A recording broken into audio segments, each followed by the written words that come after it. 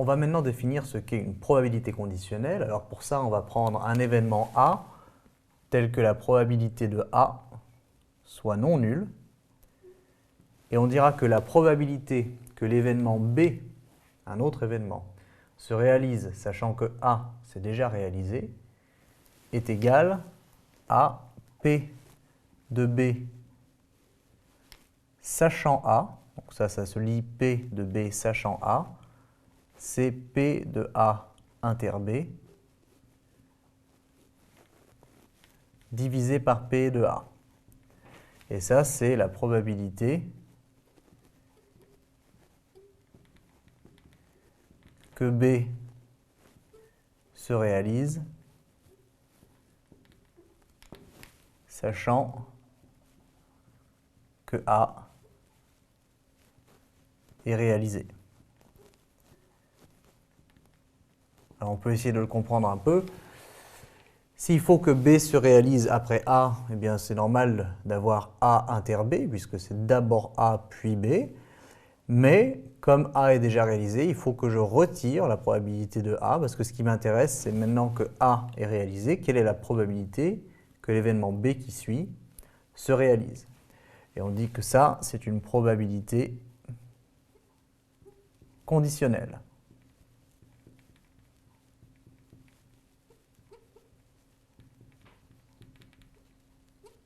Voilà, donc, ou autrement dit, que A conditionne B.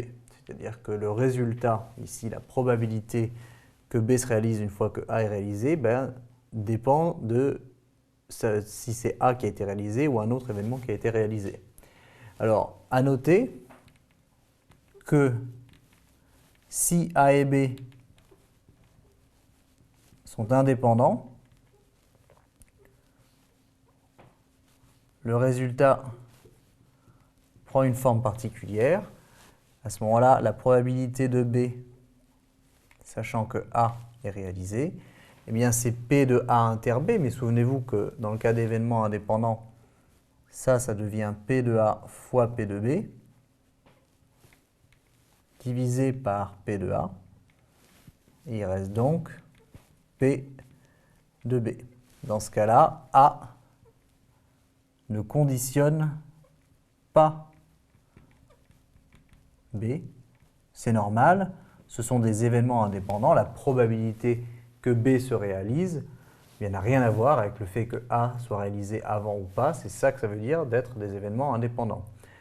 Donc la définition à connaître, il faut évidemment que P de A soit non nul, et c'est une probabilité conditionnelle, et vous verrez qu'on va s'en servir énormément par la suite.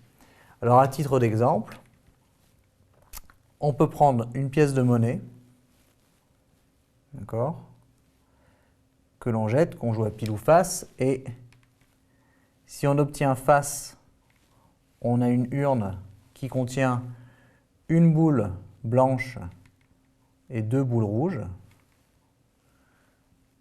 Et si on obtient pile, on a une autre urne qui contient une boule rouge et deux boules blanches. Et on tire une boule de l'urne avec l'urne correspondante qui dépend du résultat obtenu au lancer de la pièce. Alors on me demande de déterminer du coup la probabilité, sachant que face est réalisé, d'obtenir une boule rouge, et la probabilité, sachant que pile est réalisé, d'obtenir une boule rouge. Alors on est bien d'accord que tout dépend du résultat du lancer, puisque si j'obtiens face, je tire dans cette urne, et cette urne n'a pas la même composition que l'autre urne que j'utilise si j'obtiens pile. Et donc, si je sais que face est réalisé, je sais que je suis allé de là à là, et que je tire une boule dans cette urne. Alors je suppose toutes les boules indiscernables, donc équiprobabilité. J'ai autant de chances de tirer une boule qu'une autre, parce que je ne peux pas les distinguer, et comme j'ai 2 fois plus de rouge que de blanche, eh bien la probabilité d'une boule rouge, c'est 2/3. D'accord ? Ça, c'est parce que je sais que F est réalisé, donc je sais quelle urne j'utilise, et donc c'est facile de déterminer la probabilité de tirer une boule rouge. De la même façon, si je sais que pile est réalisé, alors je sais que j'utilise cette urne-ci, et donc que la probabilité d'obtenir une boule rouge est maintenant de 1/3, puisque j'ai une boule rouge et 2 boules blanches.